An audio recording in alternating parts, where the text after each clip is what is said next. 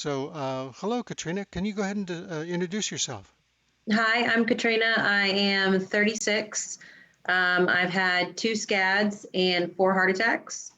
So the first realm of this started in 2017.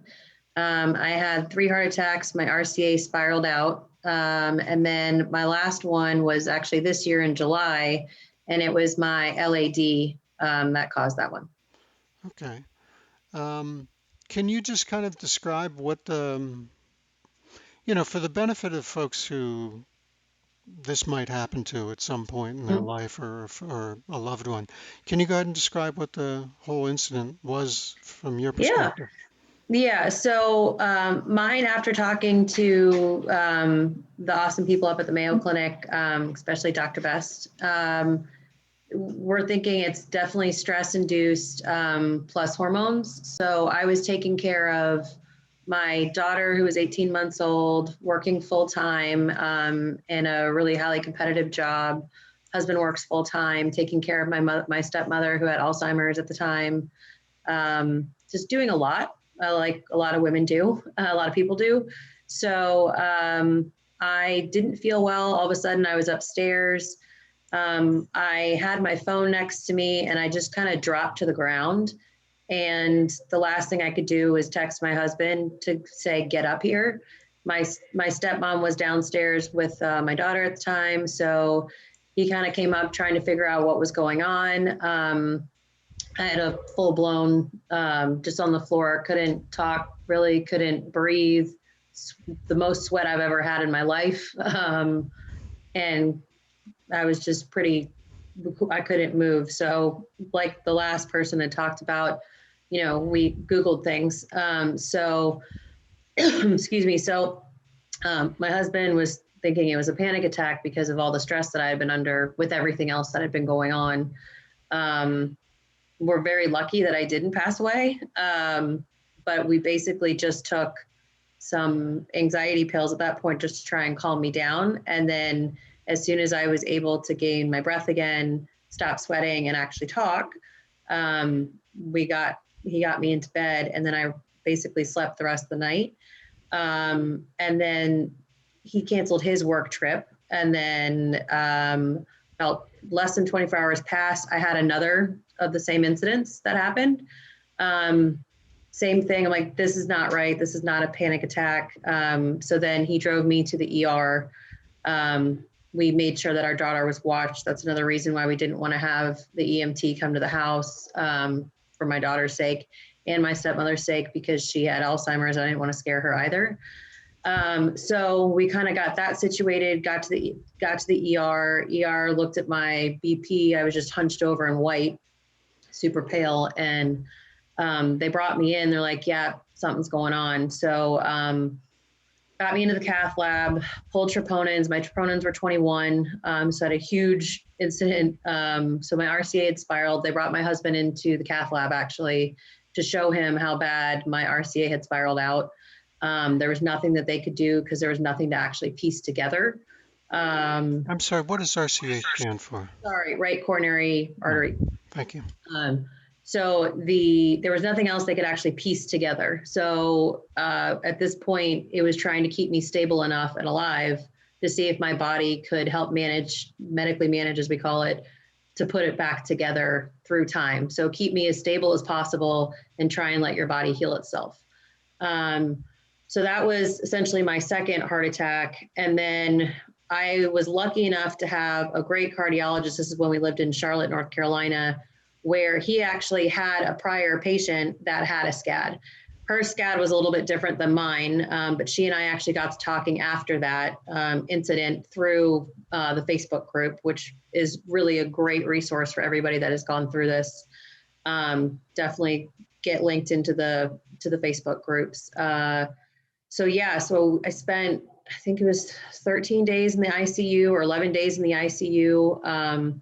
No one knew kind of like what was going to happen. They didn't know. I was basically just drugged out in the ICU, just trying to recover and let my body heal.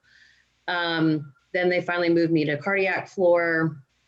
Doctor came in and was like, yeah, I think you've had a SCAD. Dr. Cedarholm in Charlotte.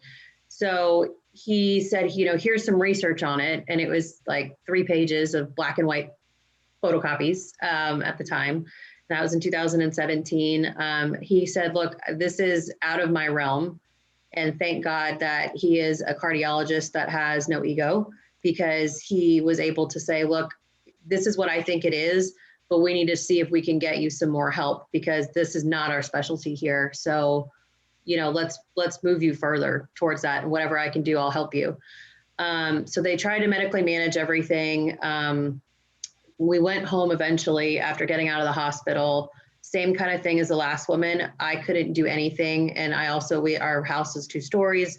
I couldn't go up and down stairs. I was basically sanctioned to my room upstairs because I couldn't physically walk stairs. Walking to the bathroom was like the trek of the day.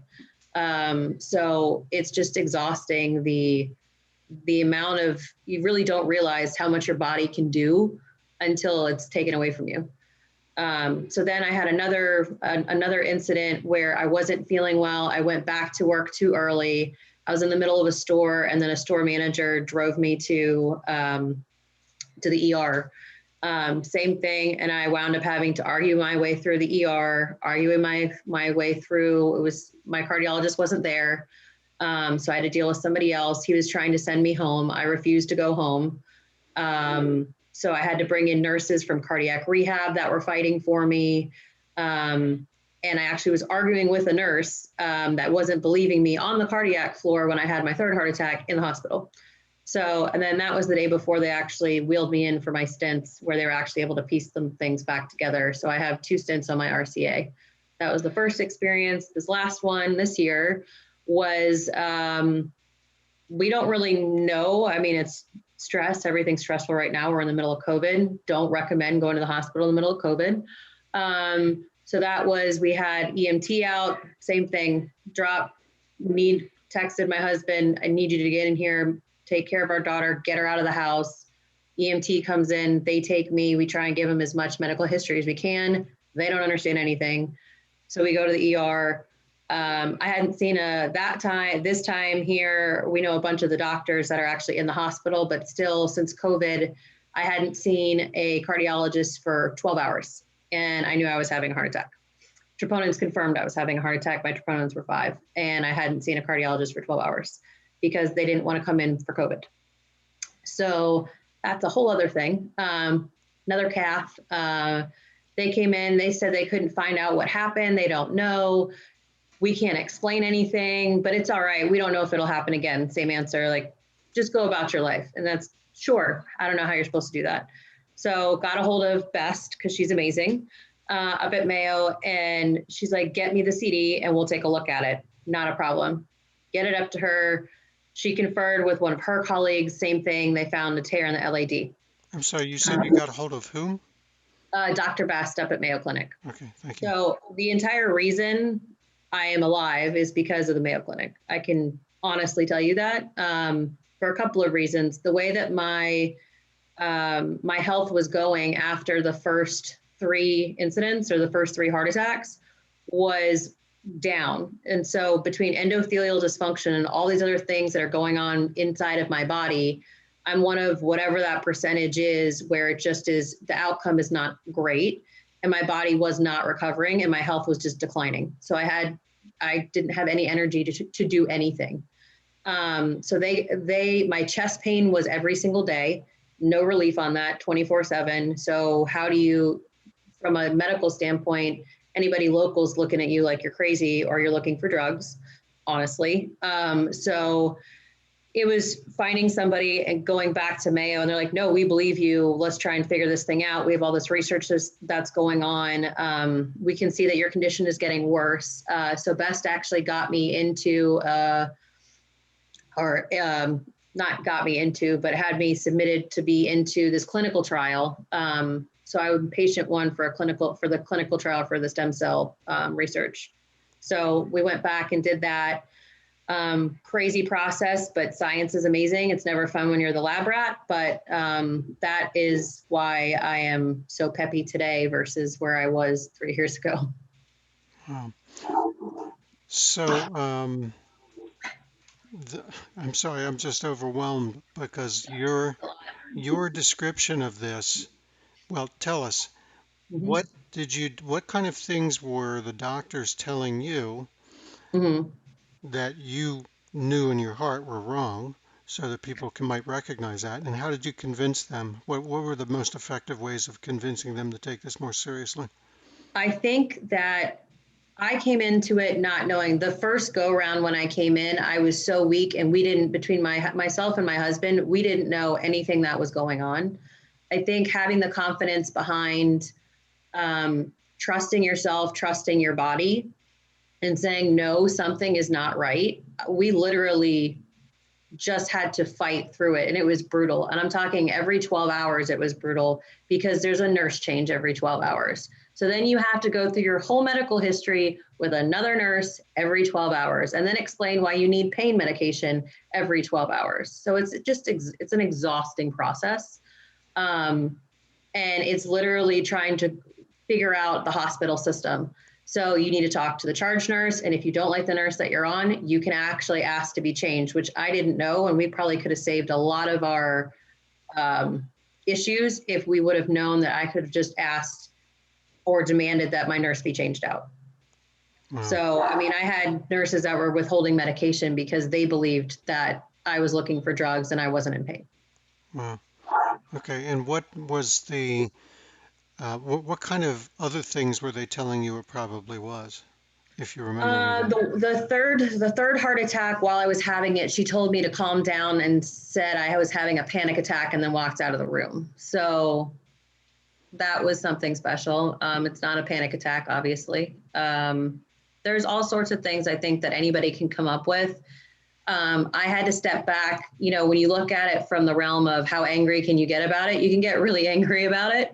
I I try and think of it as these people are trying to do their job. Coming from a background of statistics, like looking at what's around me, where we were in Charlotte, you know, they have a opioid and drug problem. So they're used to, when I walk, like when I'm going into the hospital, I present as, I was also 50 pounds lighter, thank you, heart medications, of a drug addict that was looking for something. I'm young, you know what I mean? So I had to put my hat on for where they are in their life right now, going, yeah, this person doesn't present like she's supposed to have a heart attack. So maybe she's just looking for something else. So that's the kind of thing that they have to go through. But at the same time, it's not their call as to get to play God as to what's happening. So Right. um, I think kind of remembering that's a piece of it. I don't think anybody's coming at it from a malicious standpoint. They're just trying to do their job. Okay. Katrina, thank you so much. We're out of time. Yep. Absolutely fascinating. Thank you so much for sharing. Thank you.